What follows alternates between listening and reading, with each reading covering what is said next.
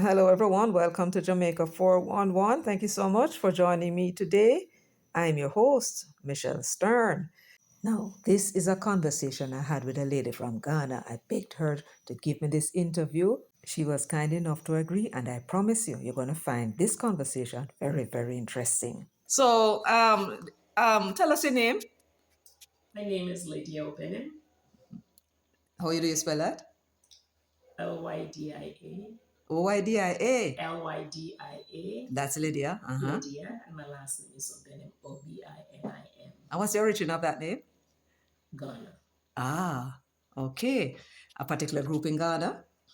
We are Ashantis, however, my history, the most recent one going back maybe 100 years, my paternal great grandmother was kidnapped to be sold off as a slave, but she's one of the few people who made it, didn't come on the ship, and they couldn't find to get her back to her people. It was my understanding that she was a queen or a princess, one of them, because for us, Nana can mean so many things. Nana can mean grandmother, Nana can mean queen, Nana can mean a king. So the word is used multiply. So I understand she was either a queen or a princess. And one of the sub chiefs in our Ashanti kingdom decided to marry her. That is when she returned? She, when they kidnapped her, she didn't get to go into slavery. So, right at the end there, she said that when they had kidnapped her grandmother, great grandmother, she did not get to go into slavery. So, she was rescued. So the name Obinim, when this prince or king or whoever married this so-called princess, she was originally from the northern part of Ghana. My understanding from talking to family as a young child, she was from the Wangara tribe. The other day, my cousin, The I have to put it, Wangana? Wangara, Wangara, the okay. Wangara tribe in Ghana. But my sister said Dagomba. I said, no, I've never heard Dagomba before. So we are from the Wangara tribe, paternally from the paternal side. So this woman had two boys for this man who married her. And she decided to name her first child Jamisi. Jamisi. Leave me here. That's the meaning. Jamisi. So the first child's name was Leave Me Here, meaning I don't know who I am. I don't know how to get to my people. So now that I'm married here, leave me here. I've accepted where I am. Then she had her second son, and she named the second son Obinim. Obinim, which means somebody knows who I am. Spell that. My name. Ah, your last name. And then she also decided it also can be pronounced Obinim. Nobody knows who I am. What she's saying is that the same word has two different meanings depending on how you stress. So if you pronounce it Obinim or Obinim, it has two different meanings. That's what she's saying there. So those are historical names that she created for her children. Jamisi and Obinim. So me now growing up, I look at it from a historical aspect because those were unique names she created for her children. The Ashantis generally will name names like Yepua, Boache, Asamoah. You know, we have names that when, as you hear it, you know the Ashanti names and they are common. But these two names are unique, Obinim and Jamisi. So Jamisi had his kids, Obinim had his kids. Obinim happens to be my dad's father.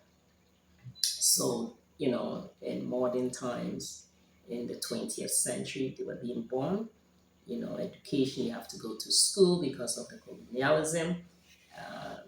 They started using their last names, Obinim. Some still use their traditional names because we give traditional names. When you're born, your own unique name is given to you. So let's use this as an example. My dad's traditional name, my dad's real name as an Ashanti is Kojo Ofori. Kojo. Ofori. How do you spell Kojo? Kojo Ofori. Ofori.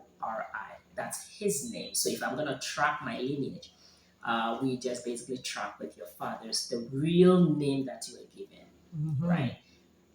But modernization and westernization, let me use it that way. I won't say British or colonials now, just say westernization.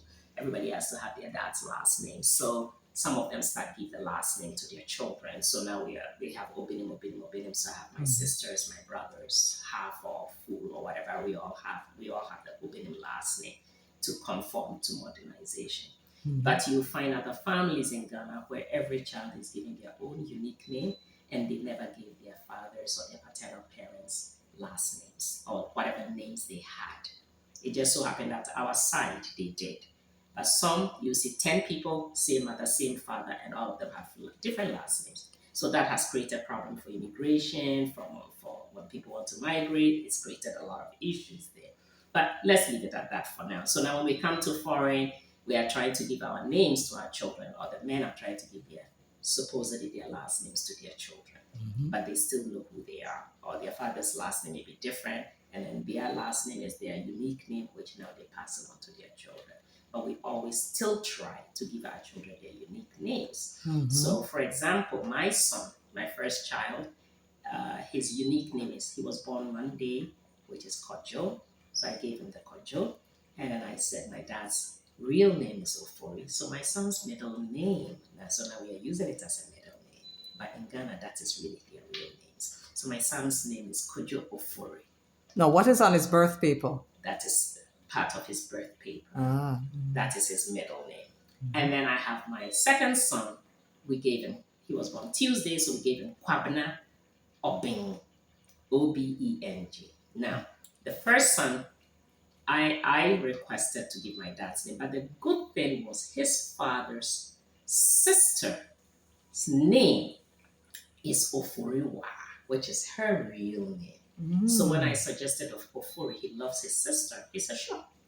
So there was no argument, but really, they are the ones who named the children, the men, okay? In Ashanti? In Ashanti. So he chose Oforiwa and Ofori. So he's a man, so it's Ofori. And if it's a woman, you'd add the WAA. And what does that mean? That's another topic. I'll come back to that because otherwise we'll keep going. And then the second one was Kwabena Obeng. He chose the Obeng. I can't remember, honestly, I can't remember which side of the family the Obeng came from, but I have a feeling it's his dad's real middle name. Okay, all right. So now, because of westernization, his father's name, which is my kid's grandfather, was Kofi, which is really Kofi. Spell that. K-O-F-F-I-E.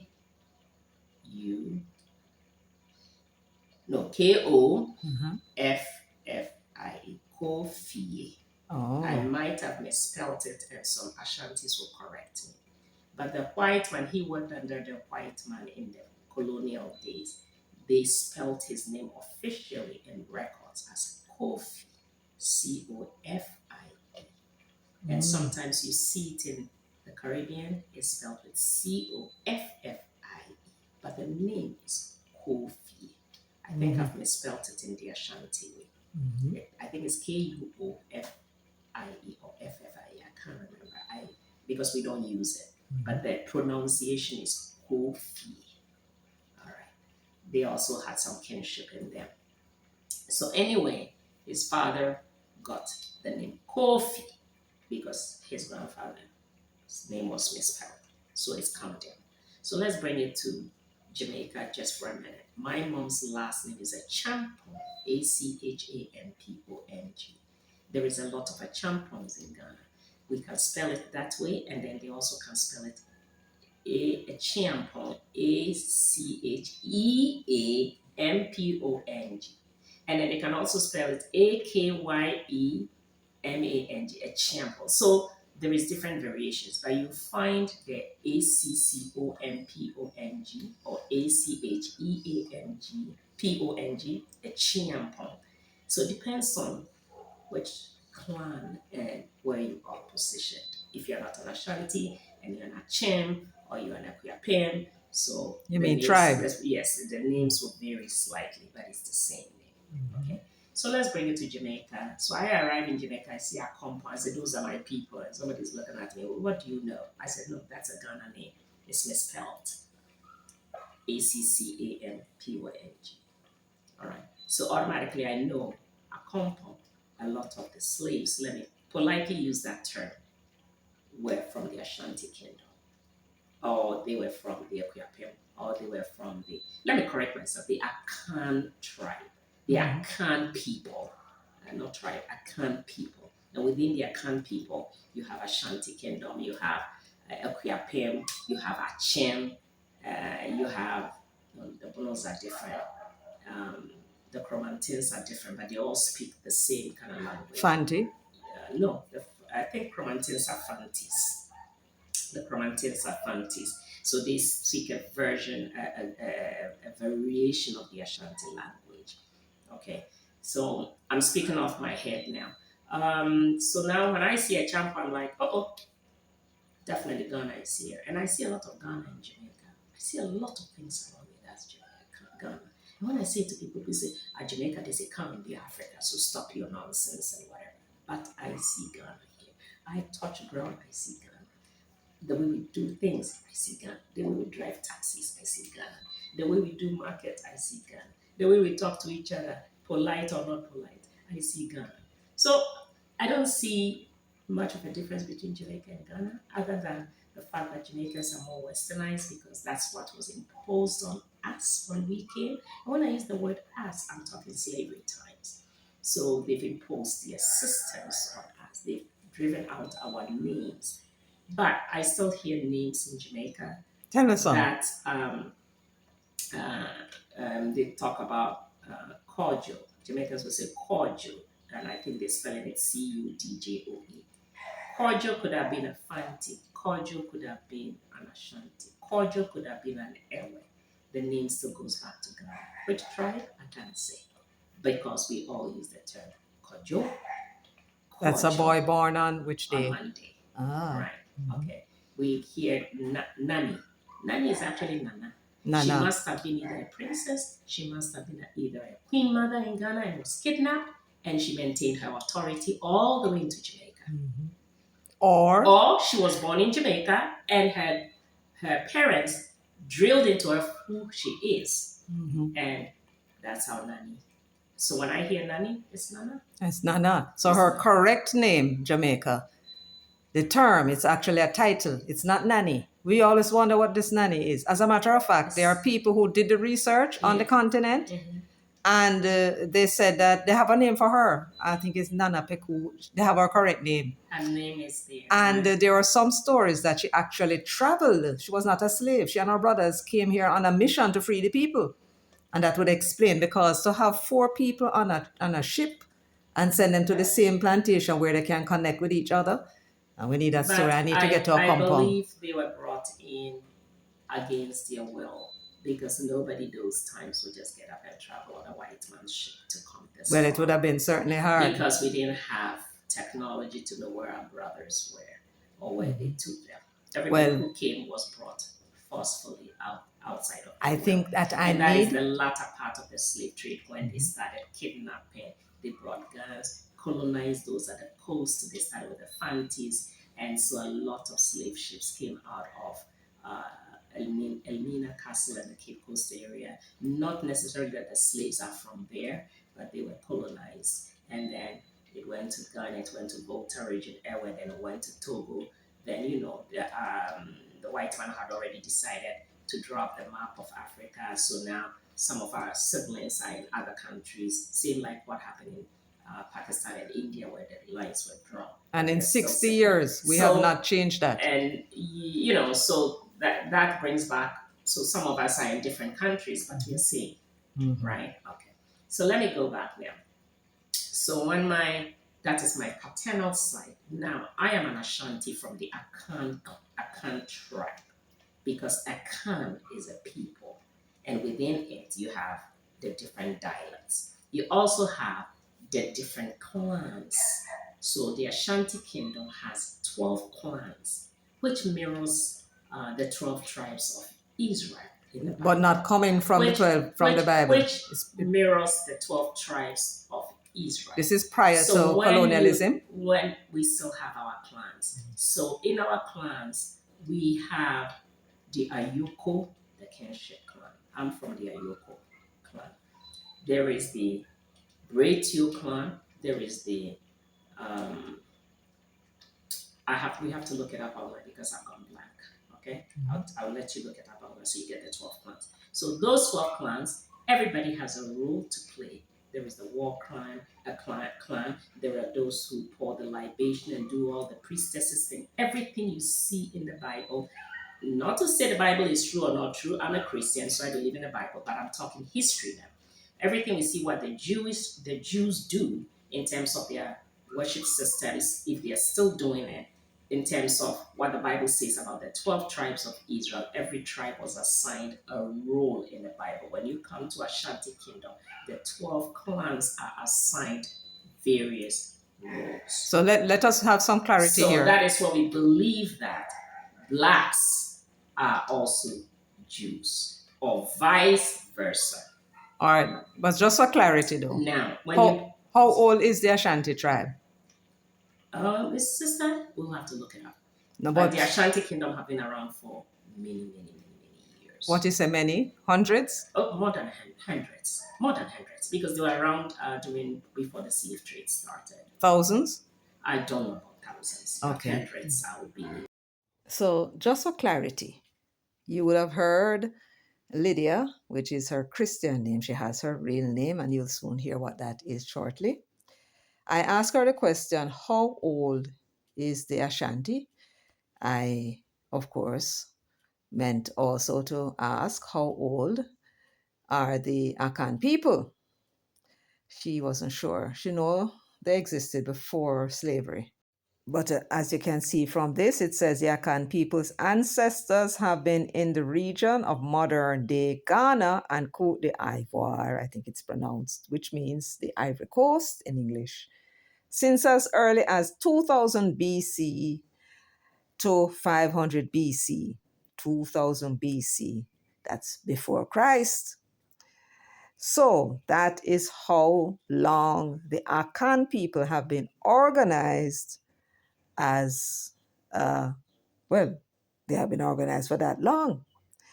Now, it means that the tribes that you spoke about and the assignments, these tribes have their own role to play within the kingdom.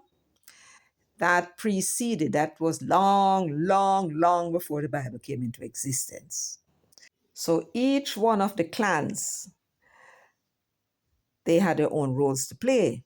You had those that were of the kingship that she spoke about, and she's of the kinship group, and I have more clarity for you.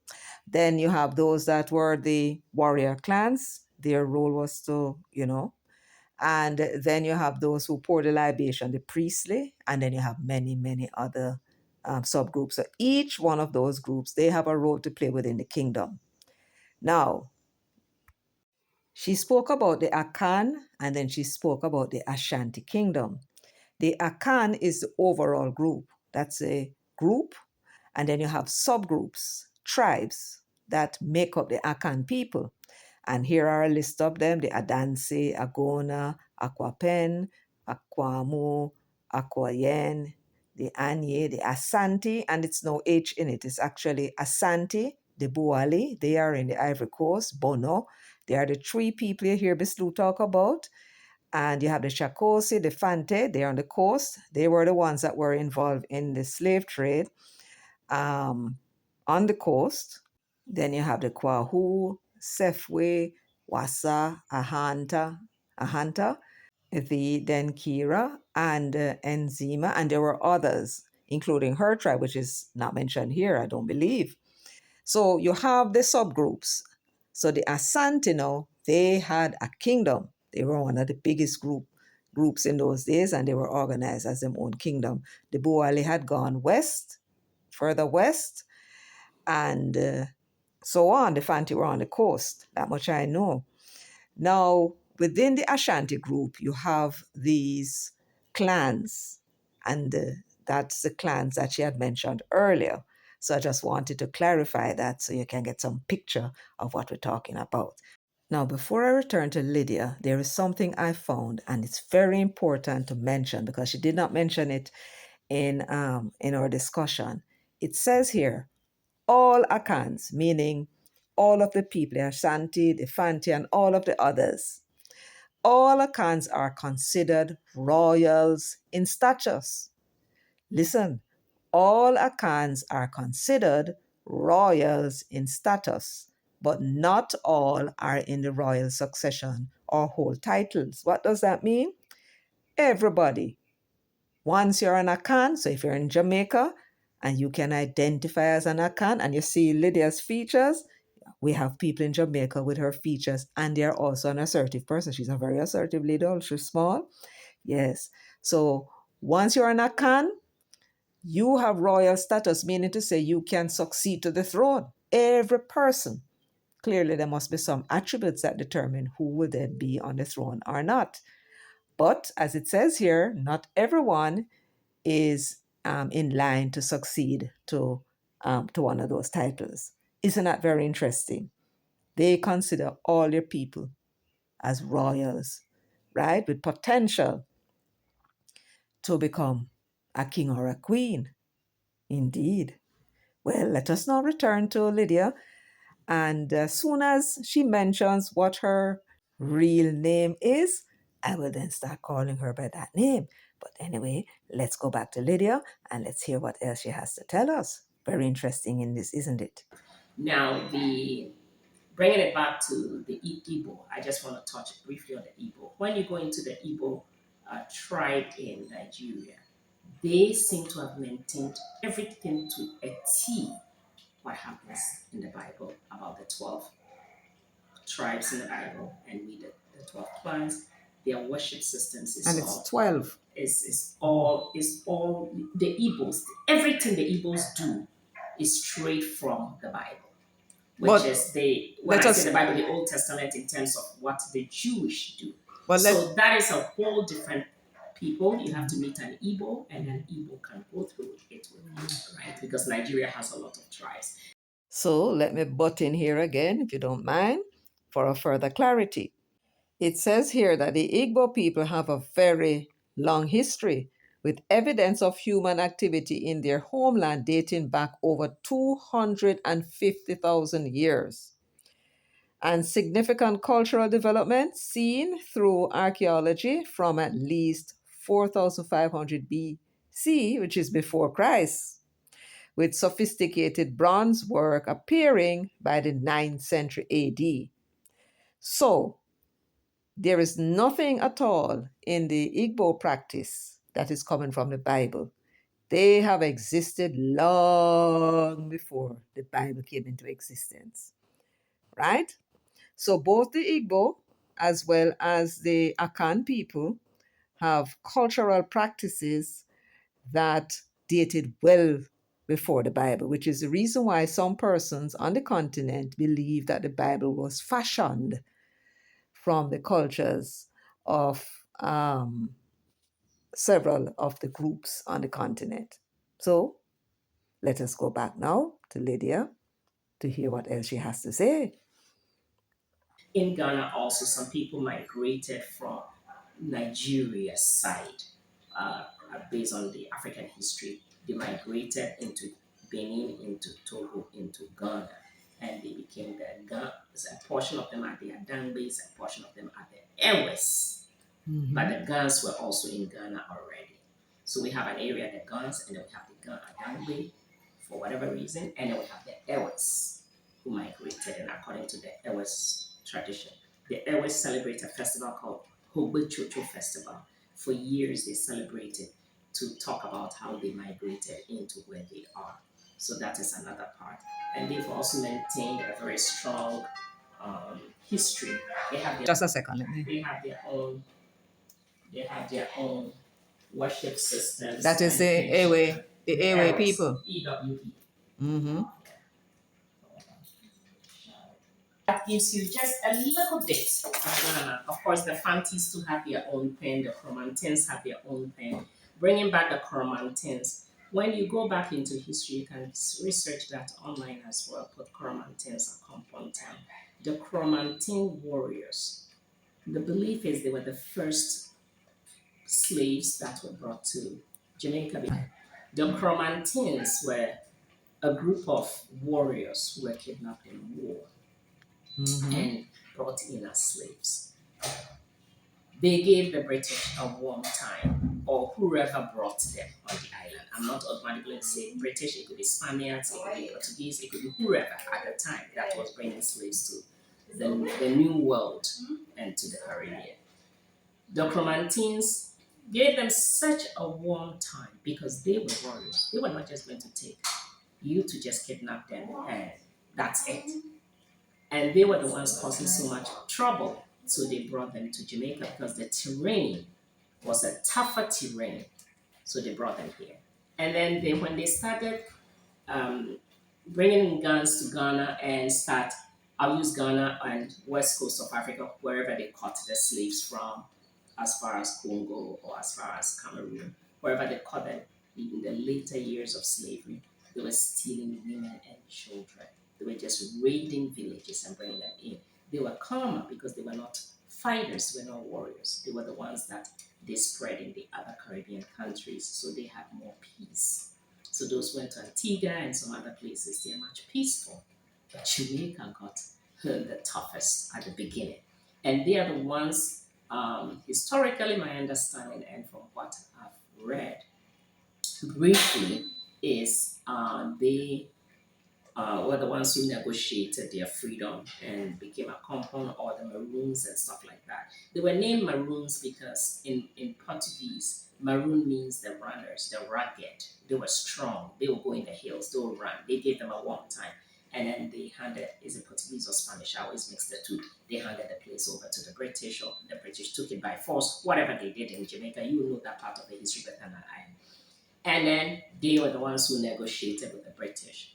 Of course, other people followed them. You know, if there were some, is it Arawak Indians or Tainos or other people from different places of Africa, they all joined and eventually they created a compound and got to that place. Now, till this day, all the traditions in a compound, every way they pour libation, the golden stool replica they have tells me the original leaders for that side were from Ghana. Whether they were Fantis, Gans, Ashanti, they were from Ghana because they maintained the golden stool as a replica till this day. It is still the golden stool in wood form. A lot of the things they use are from the Ashanti Kingdom. Not that it couldn't be from other tribes in Ghana, it could be. But a lot of things they do completely places them in the Akan tribe. Or, to me, the Ashanti Kingdom, because they're using the golden stool as a replica. And years now, 200 and some years, you can't tell me that if they were using the golden stool, they were not connected to the golden stool. They were connected to the Ashanti Kingdom. If they were using another replica from another part of Ghana, because the Hobochocho people have their own symbol. Their symbol is a pot, and it's on a stove, a wooden stove. The Ewes will say it's only one bad corn. If the corn is rotten, the corn will rotten the people. So we don't want not even one rotten corn among us. But the Hobochocho, I'll give you something to read on that. So there is a whole lot of history. So for me as a Ghanaian, walked into Jamaica in 98. By 2008 or 2009, I went to Accompong. And when I started the journey up the hill, I started crying out because all I kept seeing was things from the Ashanti Kingdom. Nobody told me. I see them. I'm beating the driver. Stop here, stop there. Went into a compound and I was totally floored to see how much Ashanti I see. However, fast forward into 2026, with everything that's going on, and look, this is not political or anything, I'm talking pure history, where peoples migrated, where people went, forceful migration through slavery, or willingly. We migrated. I'm here willingly. Nobody forced me here, but I have my ancestors, so I have my forebears, a portion of them who ended up here forcefully. When I go to Accompong, I don't see anything. All I see is Ashanti Kingdom. All I see is my people worshiping. And it surprises me, 275 years, they've been able to maintain some of the words, the form of worship, libation, everything is from the Ashanti Kingdom. But because of political issues within Jamaica, we got our independence here. They kept silent about their compounds, independence with the British. They never addressed it, so it became a thorn in the flesh within the country. Mainstream Jamaica will say you are part of Jamaica. Accompong are like, sorry, we were independent long before you got your independence. The British kept it silent. They kept it silent and it became a political issue. I'm not into politics, but that is what I see. However, when I look at the Accompongs now, good for them. They decided, there's too many of us who are from different backgrounds. Out of many, still one people. So we're gonna put our case forward to other, world orders, whatever those world orders are, to declare us as an indigenous people. They've done the right thing because they are agreeing to the out of many one people, because there are different other tribes that ended up there as time went by. So you can't say it's all Ashantis, you can't say it's all Ewes, you can't say it's all Indians, you can't say it's all whites or whatever. There is a mixture of people there, and they've accepted that they're indigenous. But when you really look at the form of worship and what they pour the libation to, and all those belief systems they have, that system places them right in the Akan area and right in the Ashanti Kingdom. But they don't talk about it openly. And so you see that they've connected with other African religions, and not religions, my apologies, they've connected with other African kings and whatever. So you see kings coming and queens and chiefs coming from different tribes in Africa to visit them, to support them, right? And they are very connected with Ghana as well. In all honesty about calendars, what I know, my grandmother used to use the sun as her guide for time. She can step out and just look on the ground, look at the sun, and tell exactly the time. And when you looked on the clock, it was exactly that time. That's what I came to meet with my grandmother. So they had sundials. They use sun. Just looking at the sun can tell them if it's 5 a.m., 6 a.m., whatever the time is. That's how my grandmother dealt with time, because they didn't have gadgets that we have today to tell time, unless you have a radio. So time telling when I was growing up in the village was the sun. And then seasons I used to guide what season it is, raining season, planting season. All of it was based on the natural course of the seasons. Those two I know they were using for farming. When to plant, when to weed, when to burn, all of that. The traditional people just use the natural systems that they inherited or they came to meet. And that's what I was growing on. Time and all these official things is going to school, and maybe the school have a clock. But at home, it was mostly the sun that they used as a guide. Nobody had telephones then. Nobody had cell phones. Telephones were around, but you found them in maybe government offices and some rich people's homes or whatever. But that is the old style phones, right? It's not like now that everything is prolific, you can find everywhere. So that is how I know the right time. Now, in terms of aging people, 1 year, 2 year, how do they know? Did they have months and days and weeks? They timed it by the events. So sometimes somebody was born in the olden days, and that's why a lot of people didn't have birth certificates, which is like here as well, how the British left it. But I know they used to time age by what was happening at the time. So you were born the time we had the hurricane. And then officially now when you go get a birth certificate, well, we had the hurricane, I think it was 4 days after, or I think it was a week after. Oh, it was the month of the hurricane, or it was a month, it was the time of the hurricane. So they're looking at the going time. So when you go to the birth and death registry, I'm sure a lot of people's birth certificates are not what it is. But prior to the British, what I'm trying to find out. Everything was based on that. So, everything was based on events. Okay. So it was raining season, or it was podding season. We were cutting the cocoa, or we had a war, or this person had died when you were born. I hear it a lot, like traditionally. Or this person was born when this chief had died.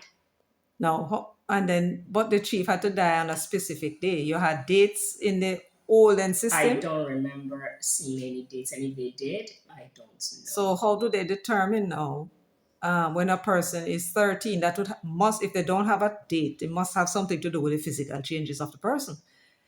I mean, when they're going to initiate. But you're asking me, how did we determine time and calendar? It was mostly based on what events happening around you and nature.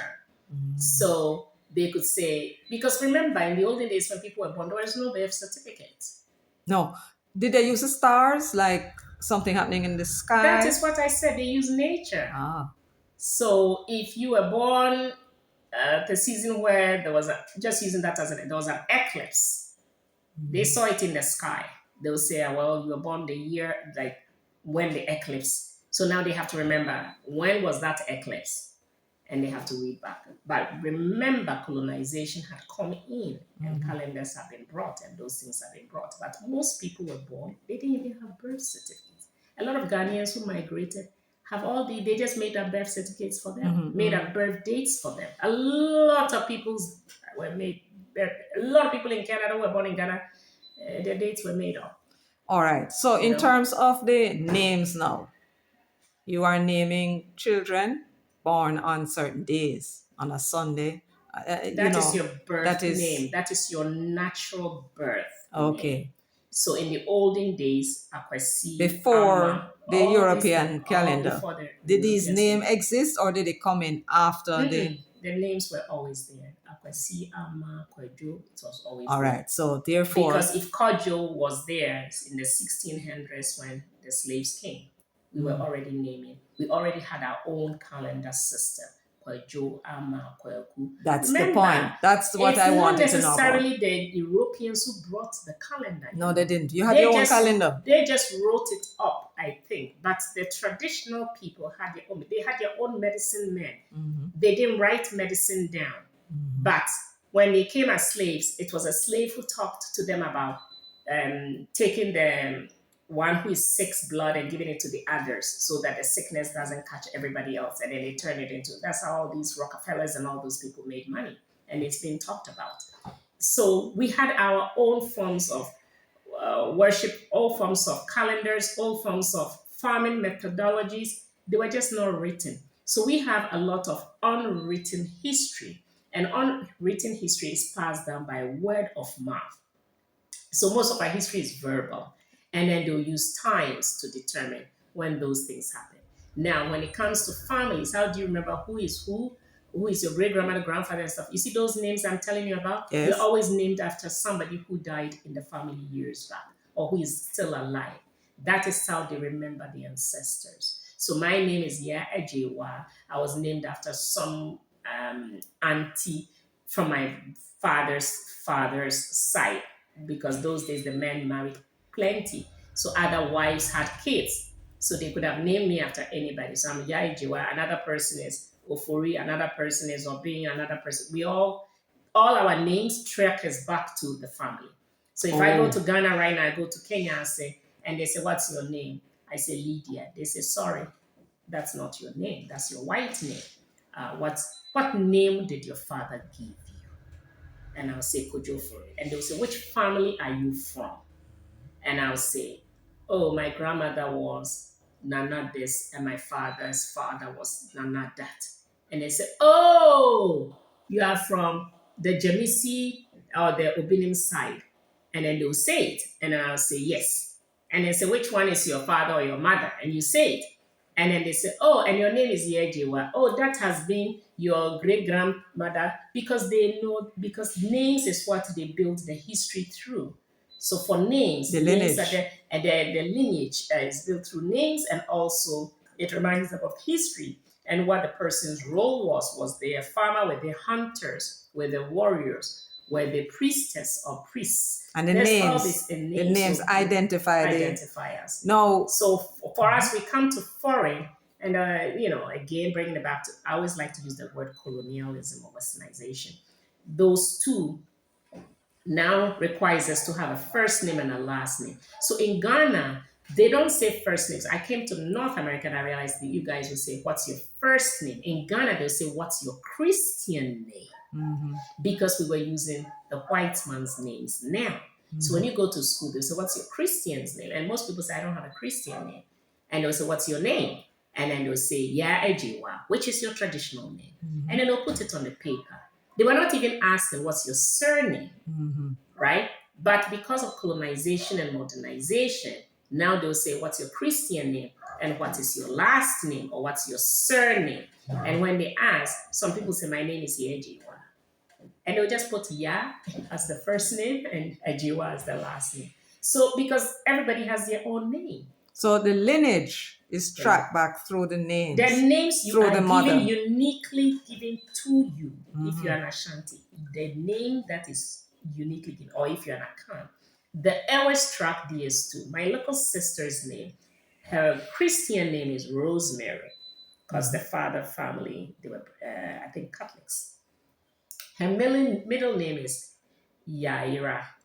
I don't remember the day of the week she was born, because her father did not add the day of the week to it, but she can tell me. She was born January 1, 79. I can look it up.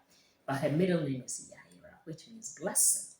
And then her last name is Nyamadi, which is the family name. The Ewes inherit patrilineally.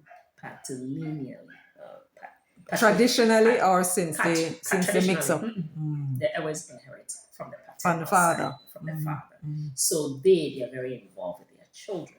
So when you're dealing with Ghana, we can't use the same broom to brush everybody. But let me ask you now. You know what I'm saying? Yes. Neither can we use the same broom to brush the next country and the next country. They have their own traditions. Yes. So people say Africa. Oh, we hear that Africa you this. Oh, we hear that Africa that. And I look at them and I go, Africa has like 50. Is it 52 or 56 countries? 54. Thank you. And then we have multiple cultures, and we have multiple people and traditions, and even within the family, traditions and multiple cuisines and multiple fashion and multiple marriage systems. Everything is multiple. So I come to Jamaica and everybody goes, we are African. Or we hear that you guys eat dogs. Yes, there is a tribe that eats dogs. Which one? Yeah, we hear that you eat snakes. There is a tribe that eats snakes. So what is it? Snake? What is wrong with any animal? Because in foreign, when I came to Canada, you say you eat goat. The white man is looking at you like goat. Even people from the Caribbean or South Americans are looking down on goat. Oh, I'm not eating that. So every area has its own form of food systems based on what was there and what they've been able to adapt to eat, right? During slavery, they were always on the back of plantation workers, and you wake up 5, you start, and you finish like 6, and they give you a little food, and then they beat out all the food. They came from yam, plantain, and all those things. You introduce us to flour, so now flour has become the main dish, and all of us are getting sick from diabetes. Slow form of eliminating Black people. They changed everything. Plantain was here, yam was here, everything was here. Why are you giving them flour to eat? So fine, that is me, that is me, looking at it that way. And then those who are trying to run, or even trying to eat quick to go back to work. We made soup, we made fufu. The food was here. No, they won't let us. So now, the only way that the women and who were making the food could do it is make the soup, toss everything in. Put the yam in, put the plant, put everything. So now we have our soup here. That is coming from the continent, because we ate yam, we ate plantain, and we had our soup with our meat. So now we have these cuisines now. Oh, then the Indians came with theirs, then the Chinese came with theirs. There's nothing wrong. So we have a fusion of cuisines in Jamaica. Then people talk about fruitcake. You're beating us. We can't even stop to eat a mango. Who are you to be eating a mango? You're beating it. Who are you to touch that orange? At the end of the day, the women thought about it. Okay, we have some leftover fruits here and put them all together in a pot. Let's toss some alcohol on it. The next thing, we have fruit cake. No problem. So we are all thinking about our health, our health, our health, our health, our health. And they did what will give us our health. And when I come here, I'm giving Jamaican mannish water. I said, that's goat soup. And the person said, what do you mean? We just use the belly. I said, yeah, that's goat soup, belly and head and whatever, and some meat and stuff. We make it as a meal and then we make our fufu and this. The person said, no, sir, we put the cocoa in, the dashing in. All those things were the ones we used to pound separately and have the soup and the meat separately. But slave times, we're always in a hurry, but we have to stay healthy. So put everything in one pot. If you're on the run like the Maroons, running into the hills, your food better be cooked 2 minutes, quick, quick, quick. Drink it, and they kill the fire, put the bushes back on it, and keep running. So we've developed all these things. When you talk to people, they say, oh no, forget that African thing. This is our systems here. And I look at them and I laugh. You see earthenware pots. You see old buildings with earthenware pots, sticks for even the mortar and the pestle. Yes, that's, You understand? My understanding from some of the older folks is they came to meet people pounding fufu. So everything goes back again to the original cultures, right? But fusion of cultures, we've developed our own. So Jamaica has developed its own. And Jamaica touches pretty much every culture or every people out there, because out of many one people, so many things have come here. The Chinese come for a visit, they love it because they're gonna get their food. The Indians come, they're gonna get their food. The Africans come, we see all our foods here. Yeah. So it's a unique country to me. I went to Antigua. When I got there, I thought these were Ashanti people that just arrived yesterday. Their roundness, the way they move, the way they talk, the way they smile. They maintain the real black woman. You see Africa. I went to Antigua and I thought, oh my God. All right, I want you to tell me now, where else in Jamaica? Where else in Jamaica you went and you say, you were telling me about St. Thomas. I won't talk about St. Thomas because we passed through, but I noticed that the form of fish, how they made their fish at Blue Lagoon, and using the coconut oil and everything, firewood, all of that, and the bami and everything reminds me of Ghana, the Ewes, because I grew up among the Ewes, so I understand the Ewe tradition because my half sister is Ewe on the father's side, and I see a lot of Ewe. I go to Border right here in Westmoreland and St. Elizabeth, where they do the fish and the bami. The first time I came to Jamaica in '98, I'm sitting in the car, I see these women come with fish and bami and everything. And I turned to the gentleman who brought me, it's my ex-husband. I said to him, hey, I would like some of that fish and the cassava thing that they have there. He looked at me and said, how do you know about this?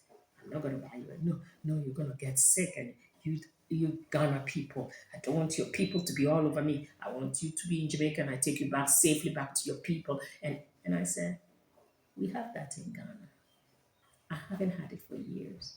So get me that flat thing. He said, bami. I said, yes, it's cassava. As I saw it, I knew.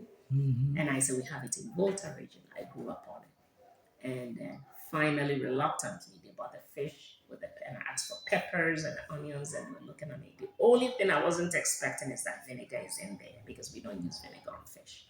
So this now brings us to the end of part 1. And if you think part 1 was interesting, you don't want to miss part 2. Yes, her name is Ya Ajiwa. She is going to give us more when her friend came to Jamaica and then trek up to Maroon Town. Man, you don't want to miss that one. So let me thank you all for joining me today. Please share the video far and wide. Remember, give the video a thumbs up, as well as subscribe if you have not yet done so. Until next time, take very good care of yourselves and walk good.